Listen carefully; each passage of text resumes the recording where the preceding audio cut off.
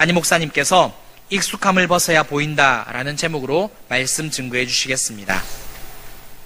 이 시간 우리 믿음의 고백을 하나님께 드림으로 말씀 앞에 나가도록 하겠습니다. 하나님 나를 사랑하신다. 하나님은 내 인생에 크고 비밀한 계획 가지고 계신다. 하나님은 오늘도 나와 동행하셔서 그 계획 이루어 주신다. 아멘. 그렇게 될 줄로 믿습니다. 아멘.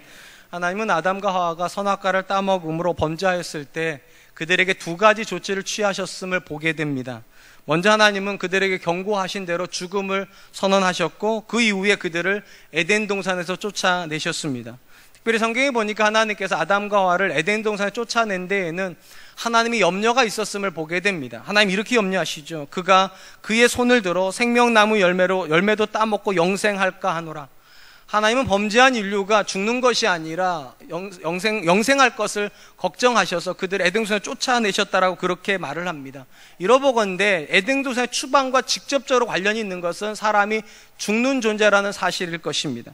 그렇다면 왜 하나님은 범죄한 인류에게 죽음이라고 하는 숙명과 같은 운명을 부여하셨을까? 이 부분을 이해하려고 그러면 모든 생명이 하나님께로부터 왔다라고 하는 이 원리적인 측면부터 이해할 필요가 있습니다. 이 땅에 있는 어떤 피조물도 스스로 존재한 피조물은 없고, 모든 것이 하나님에 의해서 피조되어 하나님 주신 생명으로 이 땅에 존재하게 됩니다. 그래서 예수님께서 이 땅에 오셔서 하셨던 가장 유명한 선언이 바로 이런 선언인 것입니다. 나를 떠나서는 너희가 아무것도 할 수 없다. 오직 하나님으로부터 시작된 인생이기 때문에 하나님을 떠나면 아무것도 없는 것이 인생의 본질입니다. 그런데 놀랍게도 사단에게 시험받았을 때 인류가 선택한 것은 무엇인가? 하나님이 없는 삶을 선택하였습니다. 이는 하나님을 그들의 존재의 출발점이고 생명의 뿌리라는 것을 인정하지 않는 행위라고 이해할 것입니다. 이 하나님은 그들의 삶에서 하나님을 뺏어버림으로 그들의 생명, 하나님이 없었을 때 그들의 생명이 유지될 수 없다는 사실을 보여주기로 작정하신 것입니다. 이렇게 하여 하나님이 사라지면서 인생의 생명이 사라져버린 것, 그것이 죽음의 실체일 것입니다. 사실 어떤 일을 행하는 부분에서 사람은 하나님이 거의 필요가 없는 존재인 듯 싶습니다.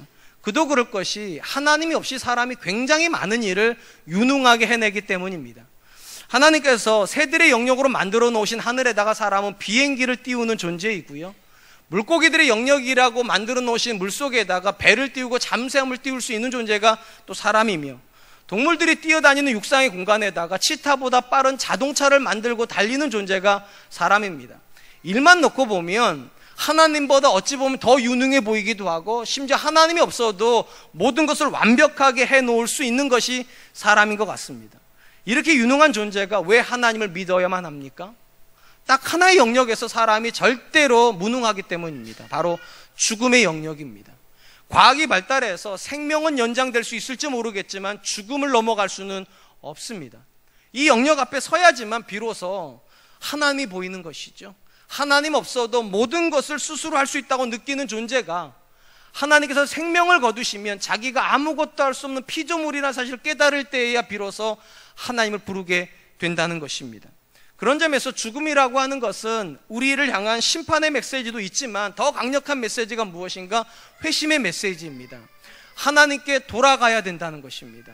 우리가 아무리 유능할지라도 우리는 유능하기 때문에 창조주가 아니라 죽어야 하기 때문에 피조물이라는 사실입니다. 창세기에도 보면 에덴 동산을 나갔던 아담의 후손들이 잘 사는 듯 보이다가 불현듯 어느 시점에 갑자기 하나님을 부릅니다. 언제 그랬는가? 죽음이 엄습해 왔을 때입니다. 특별히 성경이 이렇게 기록을 하죠. 창세기 4장 26절, 셋도 아들을 낳고 그의 이름을 에노스라 하였으며 그때 사람들이 비로소 여호와 이름을 불렀더라. 인류가 공식적으로 하나님을 부른 시점은 에노스가 태어난 시점이고, 우리가 잘 아는 대로 에노스라고 하는 이름의 뜻은 죽을 수밖에 없는 존재라는 뜻입니다. 그러니까 사람이 죽음 앞에 서고 나니까 그전에는 보이지 않았던 하나님, 그전에는 상관없던 하나님이 갑자기 필요한 존재가 되었다는 것입니다. 그런 점에서 하나님께서 저와 여러분들에게 죽음이라고 하는 숙명을 주신 것은 딱 하나 이유 때문입니다. 우리에게 하나님이 필요하다는. 다른 어떤 이유에서도 하나님이 안 필요할 수 있습니다. 자녀를 키우는데 스스로 키울 수 있을지도 모릅니다. 사업을 하는 거 스스로 하실 수 있을지도 모르겠습니다. 부부간의 행복도 여러분들이 노력하면 만들어내실 수 있을지도 모르겠습니다. 그런데 죽음은 여러분이 노력을 해도 우리가 아무리 유능해도 절대로 넘어갈 수 없는 지점입니다. 바로 그 지점이 하나님의 자리이기 때문입니다. 그리고 하나님께서 예수 그리스도에서 저와 여러분들에게 주시는 가장 강력한 선물이 무엇인가? 이 죽음을 이기는 생명입니다. 우린 이것을 영생이라고 부르죠. 하나님 먼저 이 영생을 주시기 위해서 예수님을 저와 여러분과 똑같은 모습으로 보내시고 죽이셨습니다. 인류는 여기서 끝나야 되는데 예수님께서 3일 만에 부활하심으로 저와 여러분들에게 소망이라는 걸 주셨습니다. 우리도 부활할 것이기 때문입니다. 그리고 부활한 존재가 하나님 앞에서 누리는 생명을 성경은 영생이라고 그렇게 부릅니다. 당연히 죽을 수밖에 없는 존재가 영생하는 존재가 되기 위해서 중간 과정이 반드시 필요한데 그것이 부활이라고 하는 과정입니다. 부활이 없으면 죽음으로 끝납니다. 그리고 죽음으로 끝나면 영생은 없는 이야기입니다. 근데 문제는 이것입니다. 모든 성도에게 부활의 약속이 주어졌지만 모든 성도가 부활을 믿는 건 아니라는 것입니다. 왜냐하면 이 부활의 문제는 경험의 문제가 아니기 때문입니다. 일단 죽어봐야지만 경험하는 건데 죽으면 끝나지 않습니까? 우리 인식이 그래요. 그렇기 때문에 죽기 전에 경험을 하면 믿음적으로 부활이 믿어지기가 쉬울 터인데 우리 중에 죽기 전에 부활을 경험하는 사람은 없습니다. 예수님의 부활은 역사적인 사실일지 모르겠지만 저와 여러분들에게 부활은 미래적 영역이고 또 믿음의 영역이다 보니까 교회를 다님에도 불구하고 부활에 대해서 확신이 없는 사람들이 굉장히 많이 있습니다. 오늘 우리가 살펴보게 될 이 본문에 나온 사두개인들이 바로 그런 사람들입니다. 종교 지도자들임에도 불구하고 그들은 부활을 믿지 않습니다. 오늘 성경에 보니까 이 사두개인들이 바리새인들과 그리고 헤롯 당원들이 예수님을 시험하는 일에 실패했다는 소리를 듣고 자기들이 시험하러 와가지고 그들이 믿지 않는 부활에 대해서 질문을 하는 모습으로부터 시작을 합니다. 18절 말씀, 부활이 없다 하는 사두개인들이 예수께 와서 물어 이르되, 본문에 나오는 사두개인들은 복음서에서 바리새인들과 함께 가장 자주 언급되는 종교 지도자들입니다. 그러면 사두개인들과 바리새인들은 어떤 차이를 가지는가? 바리새인들은 율법을 중심으로 세속으로부터 분리되어서 율법을 가지고 백성들에게 영향을 끼치는 사람들이라면 이 사두개인들은 종교, 특별히 성전을 중심으로 해서 영향을 끼치는 사람들입니다. 다윗과 솔로몬 시대에 사독이라고 하는 대제사장이 있었는데 이 대제사장 후손들이 사두개인이라고 일반적으로 알려져 있습니다. 두 번째로 바리새인들과 사두개인의 차이가 있다면 경전의 범위의 차이가 있습니다. 바리새인들은 구약성경 전체를 다 하나님의 말씀으로 인정을 했습니다. 상대적으로 사두개인들은 모세가 기록했다고 알려진 창세기부터 신명기까지 5권의 책만을 성경으로 인정을 했습니다.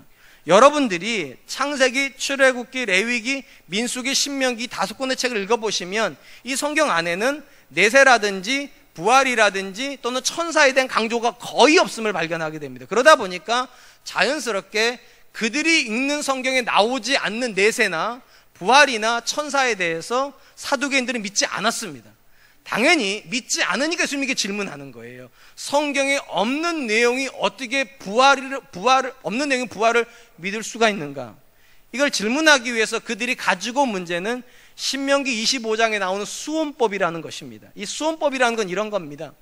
형이 결혼을 해가지고 자녀를 못 낳고 죽습니다. 그러면 동생이 그 형의 아내를 자기의 아내로 받아들여서 자식을 낳아야 됩니다. 그리고 그 자식이 태어나면 이 자식은 누구의 자식으로 입적을 시키는가? 형의 자녀로 족보에다 올려주는 거. 이렇게 함으로 형의 이름이 없어지지 않게끔 만들어주는 것이 수혼법입니다. 그걸 기초로 해가지고 이 사두개인들이 설정을 하나 합니다. 한 집에 7명의 형제가 살았습니다. 그런데 큰형이 죽었습니다. 자식이 없이. 그랬더니 둘째가 결혼을 했고 그렇게 7명이 다 한 여자랑 결혼했는데 불행하게도 어떤 형제도 자식이 없이 죽었습니다. 다 죽었는데 부활의 때에는 누구의 아내가 되겠습니까? 만약에 이 여자가 아이를 낳았으면 이 아이의 아빠의 엄마가 된다 이렇게 말하면 될 텐데 7명에게서 다 결혼을 했지만 아무도 자녀를 못 낳았기 때문에 굉장한 난감한 문제가 벌어지죠. 이 질문의 요지는 이겁니다. 하나님께서 이렇게 난감한 문제를 일으키실 리가 없다는 겁니다.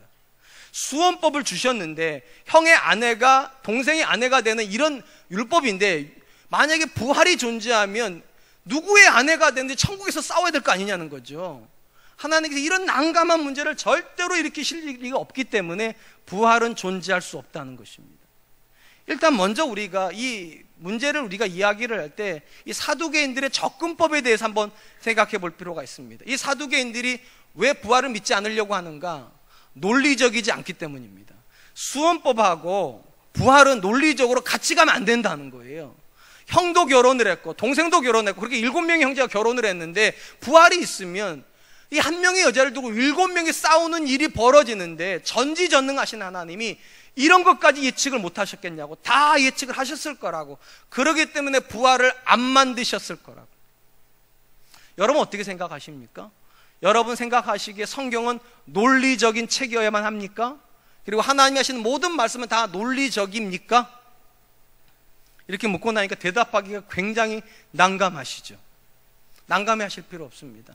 우리가 믿는 하나님은 전지전능, 그러니까 전지기 때문에 이쪽에 하신 말과 이쪽에 하신 말이 충돌이 일어나면 전지가 아닙니다. 우리는 과거에 내가 했던 말을 잊어버리기 때문에 미래에 엉뚱한 말을 하기도 합니다. 이건 전지하지 않기 때문이에요. 그런데 하나님은 전지전능하신 분이라면 창세기에서 하신 말씀과 요한계시록에서 하신 말씀이 충돌이 일어나면 안 돼요.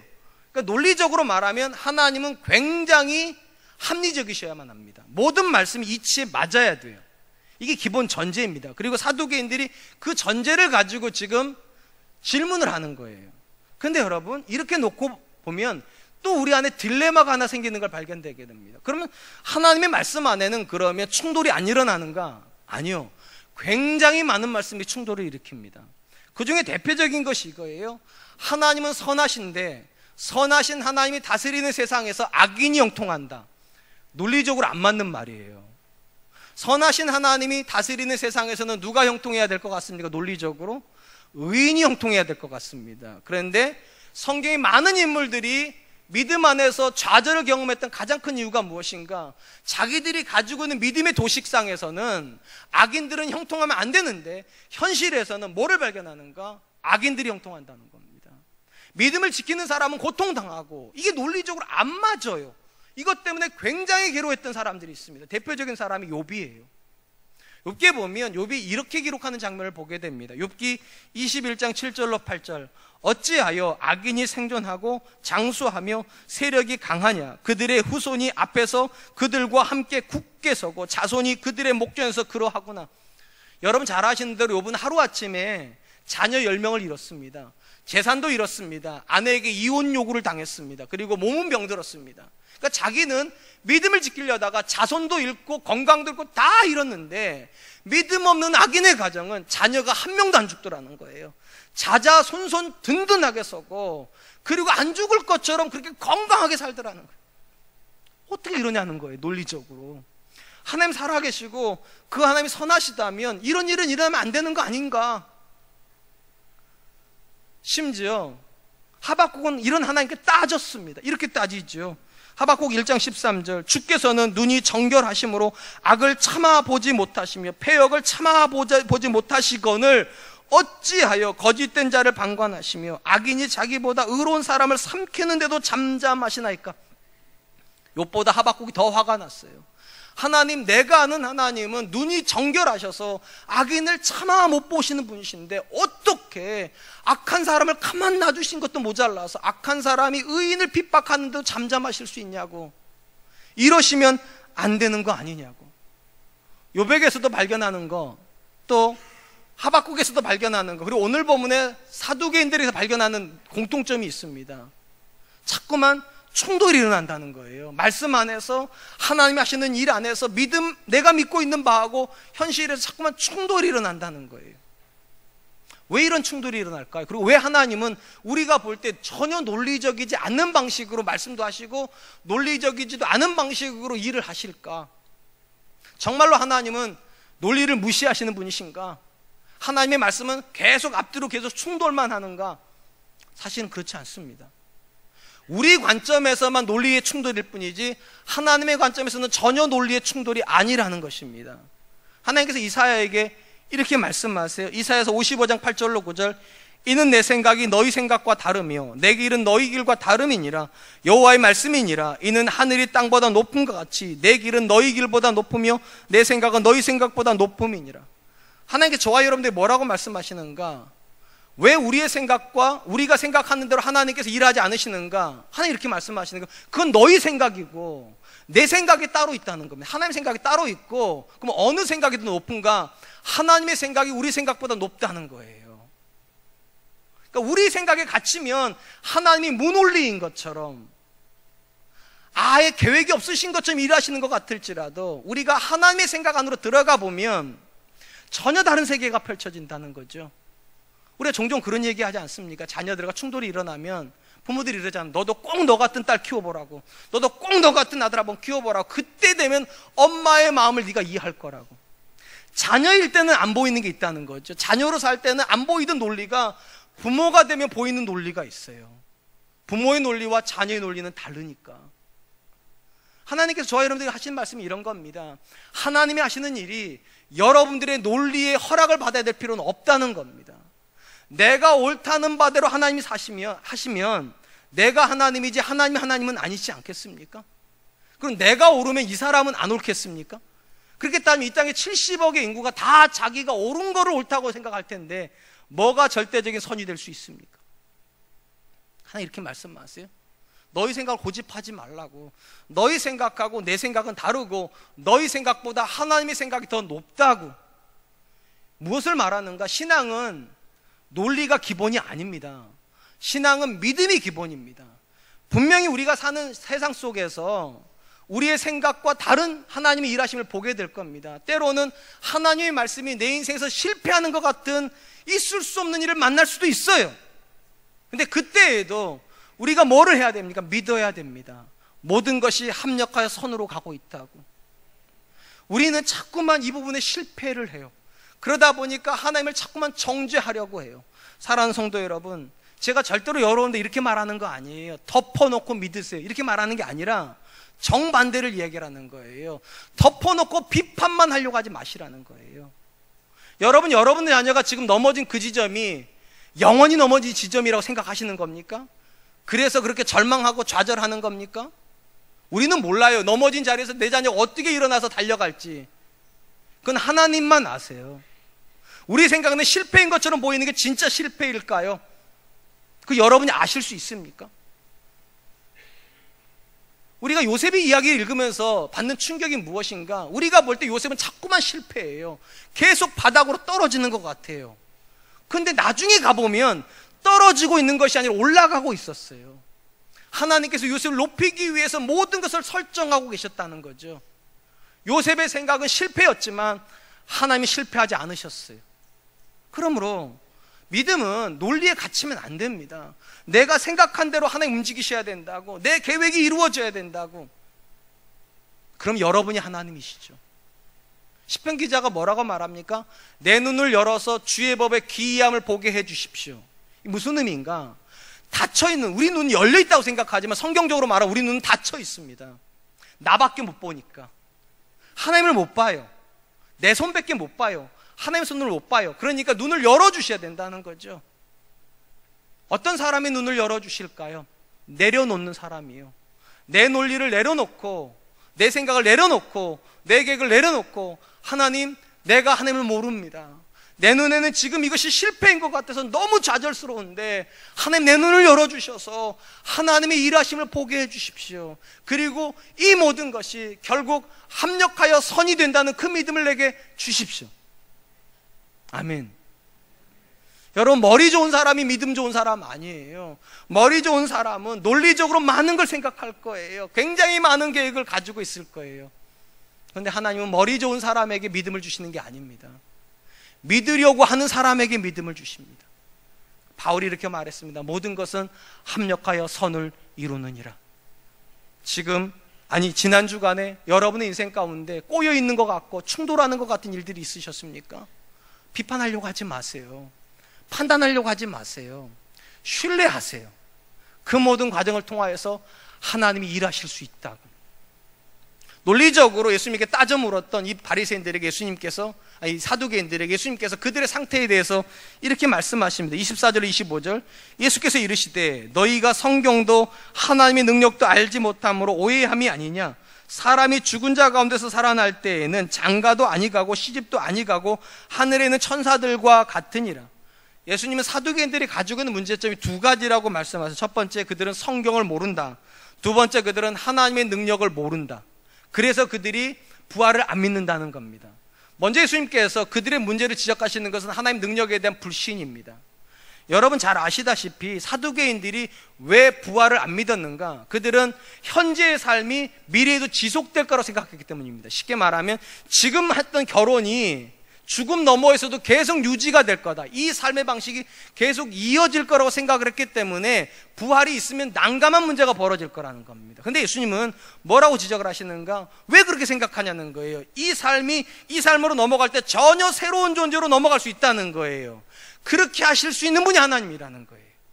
왜 사람의 모습 그대로 넘어갈 거로 생각하냐는 거예요. 하나님께서 재창조를 일으키셔서 너희를 천사와 같이 새롭게 하실 거라고. 천사와 같다는 것은 우리의 삶의 뿌리가 더 이상 육신이 베이스가 아니라는 말입니다. 영이 베이스라는 거예요. 이 말은 육신이 없어진다는 말이 아닙니다. 베이스가 육체에서 영으로 올라간다, 바뀐다는 거예요. 그리고 바뀌면 육체의 관계였던 결혼의 관계가 더 이상 의미가 없어진다는 거예요. 근데 사두개인들이 그 가능성을 인정하지 않는다는 겁니다. 그래서 그들은 부활을 믿지 않는다. 사실 성경에서 하나님께서 그분의 자녀에게 주셨던 모든 약속은 철저하게 인본적이지가 않습니다. 쉽게 말해 사람 중심이 아닙니다. 하나님 중심입니다. 사람의 생각에는 그 약속이 안 이루어질 것 같습니다. 그런데 하나님께서 그 약속을 주십니다. 왜냐? 하나님이 이루실 거니까. 이게 본질이에요. 한 번만 생각해 보세요. 아브라함을 부르실 때 그의 나이가 75살입니다. 근데 하나님께서 그에게 어떤 약속을 주시는가? 민족에 대한 약속을 주세요. 아들 한 명을 못 낳는 75세 할아버지한테 민족이 가당키나 합니까? 혹시 이 자리에 75세가 계신지 모르겠는데 자녀 나올 줄로 믿습니다. 이래가지고 산부인과 가실 분, 비뇨기과 가실 분 계십니까? 없을 겁니다. 인간적으로 이건 안 되는 거예요. 근데 하나님께서 그에게 자손에 대한 약속과 민족에 대한 약속을 주셨습니다. 더 심한 게 있죠. 400년 동안 애굽에 포로 생활하고 있는 이스라엘에게 하나님께 모세를 보내셔가지고 출애굽에 대한 약속을 하세요. 이것도 기가 막힌데 출애굽한 이스라엘이 가나안을 정복할 거랍니다. 여러분, 농사밖에 지어본 적이 없는 민족이 어떻게 싸움을 합니까? 전투기구를 한 번도 가져본 적이 없는 이 민족이 어떻게 성을 점령을 하냐고요. 말도 안 되는 약속을 하세요. 더 강화는 무엇인가? 이스라엘이 멸망을 하죠. 남유다가 바벨론으로 끌려갑니다. 50일이 넘는 거리를 끌려갔습니다. 그런데 어떻게 약속을 하시는가? 70년 만에 너희가 돌아오리라. 여러분, 아무것도 못해가지고 실패해가지고 민족이 흩어지고 일부만 끌려간 거예요. 근데 그들이 무슨 힘으로 돌아옵니까? 근데 하나님께서 그 약속을 주세요. 왜 그 약속을 주신가? 이스라엘이 대단해서가 아닙니다. 하나님이 전능하시기 때문이에요.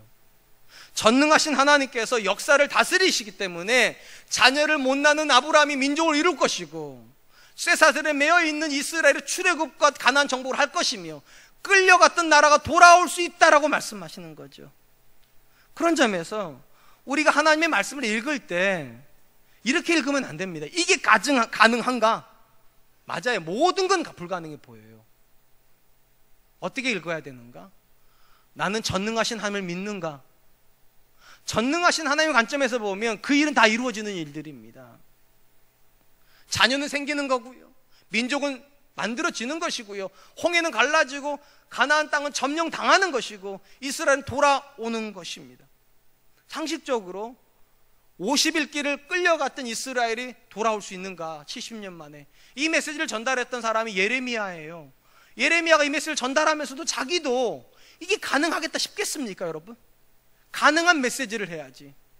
근데 하나님께서 예레미야에게 어떤 말을 먼저 하시는가? 이 말을 먼저 하세요. 예레미야 33장 2절로 3절. 이를 행하는 여호와, 그것을 만들어 성취하는 여호와, 그의 이름을 여호와라 하는 이가 이와 같이 이르시는도다. 너는 내게 부르짖으라. 내가 내게 응답하겠고 내가 알지 못하는 크고 은밀한 일을 내게 보이리라. 이 말씀에서 가장 주옥 같은 말이 뭔지 아십니까? 일을 지어 성취하는 여호와입니다. 논리적으로 보면 그 일은 안 될 것 같단 말이에요. 도무지 그거는 이스라엘 할 수 있는 일도 아니고 어떤 누구도 못할 일인데 하나님께 그걸 이어서 만들어 주신다. 이어서 안 될 것 같은 이야기들을 이어서 만들어서 성취시켜 버리신다고. 이게 전능하신 하나님이에요. 참 안타까운 것은 우리가 이 전능하신 하나님을 믿는다 하면서도 우리는 그대로 신뢰하지 못합니다. 우리가 말씀을 읽을 때마다 왜 그렇게 불편한가? 전능하신 하나님 관점에서 말씀을 읽지 않아요. 이 성을 가지고는 우리 관점에서 자꾸만 읽어요. 요셉은 됐지만 내 자녀는 되겠는가? 애굽을 이스라엘 나왔을지 몰라도 우리 가정 이 가나안을 탈출할 수 있겠는가? 제가 여러분 묻고 싶습니다. 여러분, 우리가 믿는 것이 무엇입니까? 우리는 세 가지를 믿습니다. 반드시 기억하세요. 세 가지를 믿습니다. 하나님의 살아계심을 믿고, 하나님의 전능하심을 믿고, 그 하나님 오늘도 일하신다는 걸 믿습니다. 잊어버리실까 봐 다시 말씀드릴게요. 우리는 하나님의 살아계심을 믿고, 하나님의 전능하심을 믿고, 그 하나님이 지금도 일하심을 믿습니다.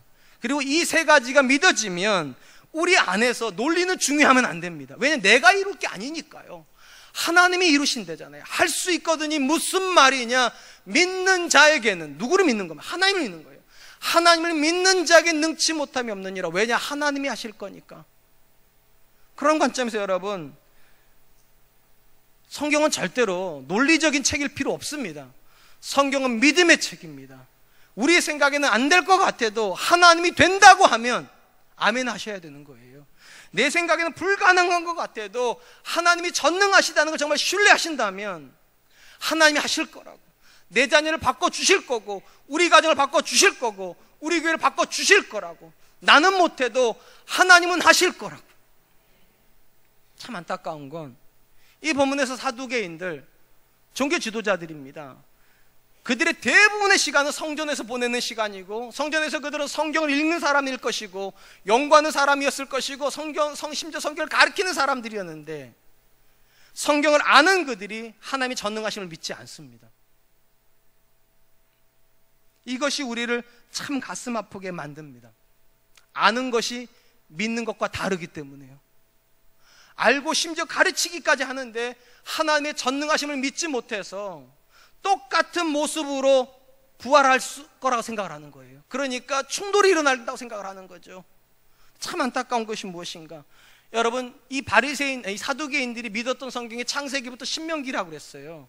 창세기 1장에서 그들이 읽었던 기록이 무엇인가? 하나님의 전능하심입니다. 말씀 하나만으로도 천지를 창조하신 하나님이세요. 그런데 어떻게 그 하나님께서 사람을 새롭게 하실 수 있다는 사실을 안 믿는 걸까요? 그게 안 믿어져 가지고 부활을 부정해 버리는 걸까요? 사랑하는 성도 여러분, 저를 포함해서 대동소이하게 모든 사람들이 가지는 신앙의 문제점이 무엇일까? 지식의 문제가 아닙니다. 대부분은 다 지식적으로 웬만큼 아십니다. 제가 물어볼게요. 여러분, 하나님 살아계심을 모르세요? 맨날 들으셨잖아요. 하나님 전능하심을 모르세요? 맨날 들으셨잖아요. 하나님 오늘도 여러분 인생에 일하신다는 이야기 모르세요? 맨날 들으셨잖아요. 근데 왜 우리 삶은 안 변하는 걸까요? 왜 우리는 여전히 불안에 떨고, 왜 우리는 매일같이 그렇게 답답한 인생을 살아야 하는 걸까요? 이건 딱 하나입니다. 아는 것이 믿음은 아니니까요. 우리가 자꾸만 우리 머리로 하나님을 제한합니다. 내 논리로 하나님을 제한을 해요. 하나님의 전능하심을 옷 입을 생각을 하지 않고 내 논리로 하나님을 재단해버려요. 그리고 이렇게 말을 해요. 하나님, 내 자녀가 잘 되려면 이번 대학교 가야죠. 하나님, 내 자녀 사랑하시면 이번에 취업시켜 주셔야죠. 이 남편 후보 중에 얘가 훨씬 나은데 왜 내 자녀는 얘를 사랑하냐고. 하나님, 이러면 안 되는 거 아니냐고. 마치 내가 하나님인 것처럼. 기억하십시오. 판단은 믿음이 아닙니다. 전능하심에 대한 신뢰가 믿음입니다. 하나님께서 살아계시고 그 하나님께서 내 자녀 인생에서 전능하신 분으로 일하고 계시다면 반드시 하나님께서 이루어 주실 것이다. 반드시 하나님께서 그 모든 걸 통해서 합력하여 선을 이루어 주실 것이다. 이것이 믿음입니다. 그리고 이것이 믿음이라면 오늘 내 논리에 부합하지 않기 때문에 하나님의 말씀에 불순종하는 것은 이율배반입니다. 하나님께서 여러분들에게 허락을 받으실 필요 없어요. 여러분의 논리에 인정받으실 필요 없어요. 여러분들이 하나님을 인정해야 되는 게 믿음이지, 하나님이 여러분들에게 인정받는 게 믿음은 아니니까. 또 기억하십시오. 하나님께서 아무 일도 하실 수 없을 것처럼 절망하고 있습니까? 이거 불신입니다. 전능하신 하나님에게 절망은 없어요. 또한 내가 내 자녀 인생에서, 내가 내 인생에서 내가 일해야 될 것 같다라고 하는 강박관념에서 기도를 제껴놓고 내가 모든 일을 하고 있습니까? 우상숭배예요. 그건 여러분이 신이에요. 믿음은 하나님의 전능하심을 옷 입는 거예요.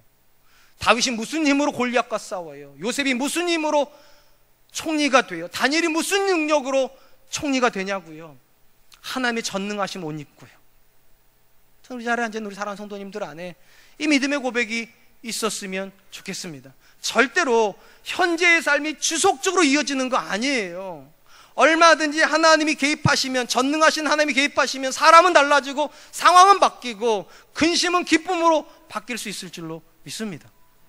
마지막으로 예수님께서 사두개인들의 문제를 지적하시는 것이 무엇인가? 그들이 성경을 너무 모른다는 것입니다. 이렇게 말씀하세요. 26절 27절, 죽은 자가 살아난다는 것을 말하시는데 너희가 모세의 책 중에 가시나무 떨기에 관한 글에 하나님께서 모세에게 이르시되 나는 아브라함의 하나님이요 이삭의 하나님이요 야곱의 하나님이라 하신 말씀을 읽어보지 못하였느냐? 하나님은 죽은 자의 하나님이 아니요 산 자의 하나님이시라. 너희가 크게 오해하였도다 하시니라.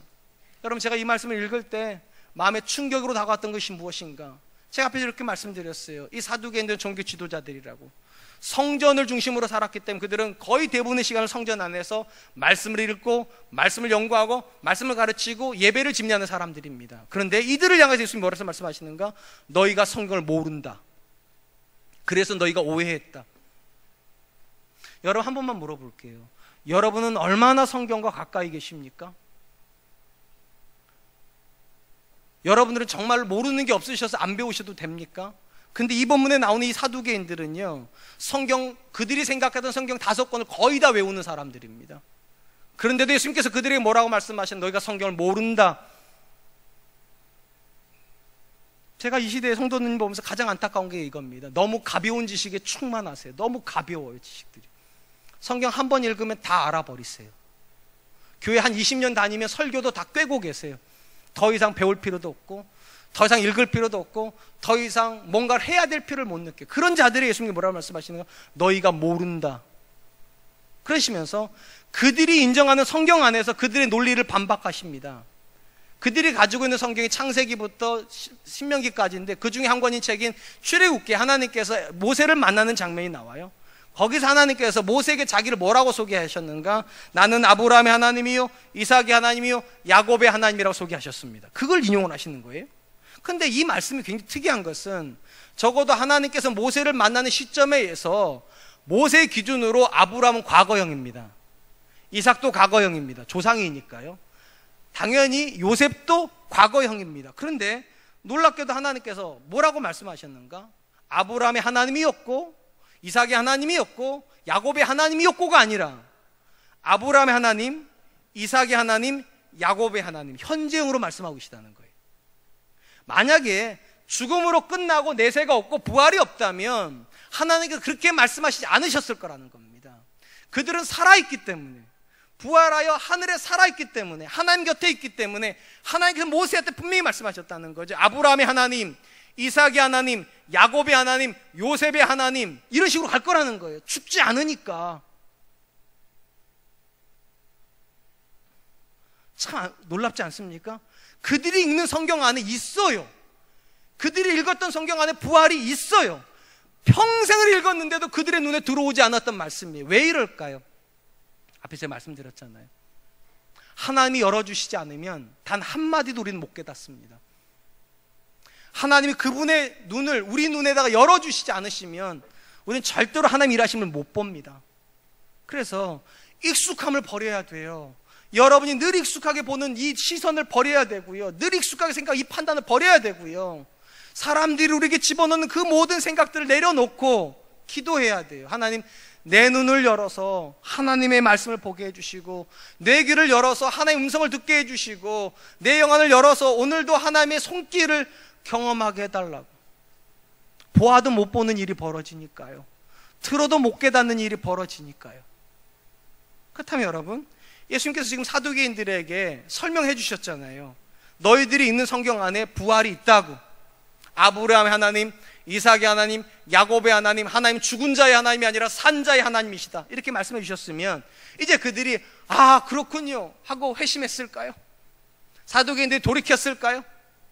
우리 성경 보세요. 돌이킨 기록이 없어요. 그리고 얼마 지나지 않아서 사두개인들이 중심이 돼가지고 예수님을 십자가에 못 박아 버려요. 여기서 또 한 번 충격을 받아야 됩니다. 여러분, 깨달음이 은혜인 건 맞아요. 근데 깨달음이 여러분을 바꾸지는 못합니다. 많은 분들이 오늘도 이러고 나가실 거예요. 아, 오늘도 은혜 받았다고. 아, 그게 그런 뜻이었구나. 나는 왜 거기서 아브라함의 하나님, 이상이 그게 몰랐는데, 아, 오늘 내가 이러고 은혜 받았다고 나가실 거예요. 여러분, 은혜 받는 것이 믿음은 아니에요. 믿음은 변하는 거예요. 하나님이 죽은 자의 하나님이 아니라 산 자의 하나님이라서 그래서 어쩌라는 겁니까? 내 삶에서 내가 어쩌라는 겁니까? 그게 믿음이에요. 오늘도 하나님의 전능하심을 믿기 때문에 내가 어떻게 사는가가 그게 믿음인 거지. 아, 내가 하나님의 진리를 깨달았다. 오늘 본문의 사두개인들은 진리를 깨달았습니다. 그런데 진리를 알기 이전이나 알고 나서나 달라진 게 하나도 없습니다. 왜 그럴까요? 제가 만나는 굉장히 많은 성도님들이 참 신기하게도 성경이 말하는 걸 믿지 않습니다. 내가 믿고 싶은 것을 믿습니다. 일종의 고집입니다. 내가 이렇게 믿어도 하나님 나를 사랑하실 거라고 이렇게 믿으시는 것 같아요. 성경대로 믿지 않아도 내가 하나님을 사랑하면 하나님께 무조건 나를 사랑할 거라고 그렇게 믿으시는 것 같아요. 틀렸어요. 고집은 믿음 아니에요. 하나님의 말씀대로 믿는 게 믿음이에요.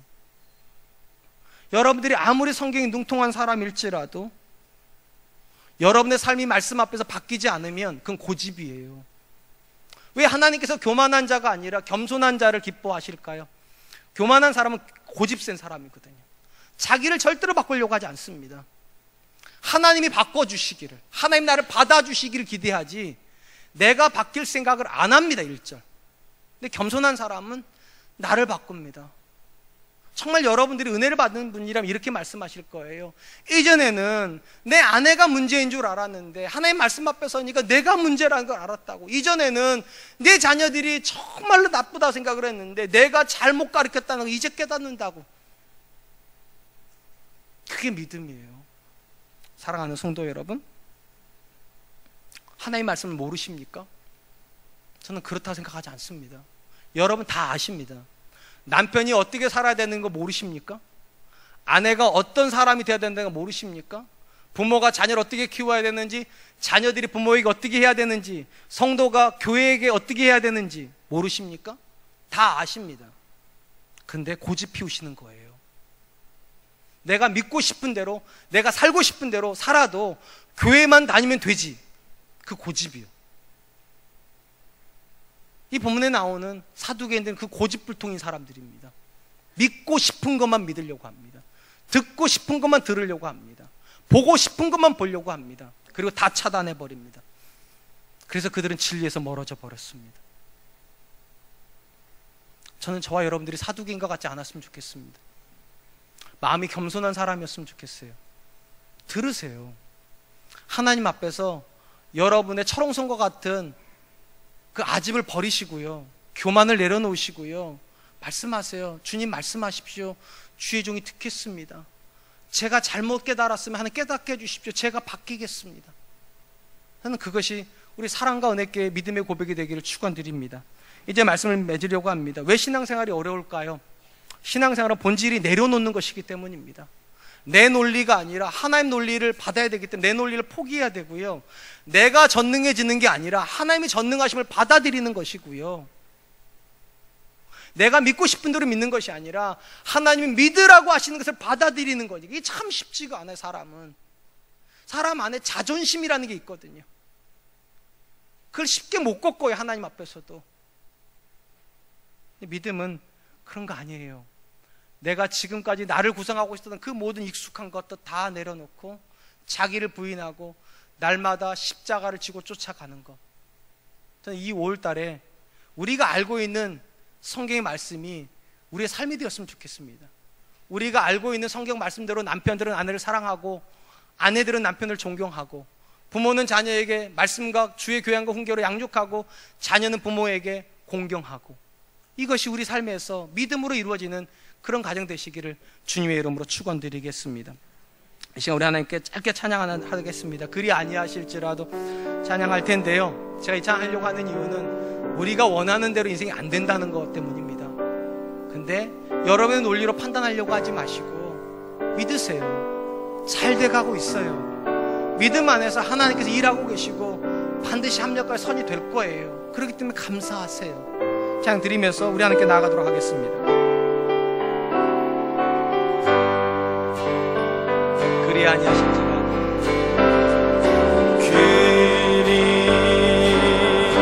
아니하실지라도 감사해요, 감사해요.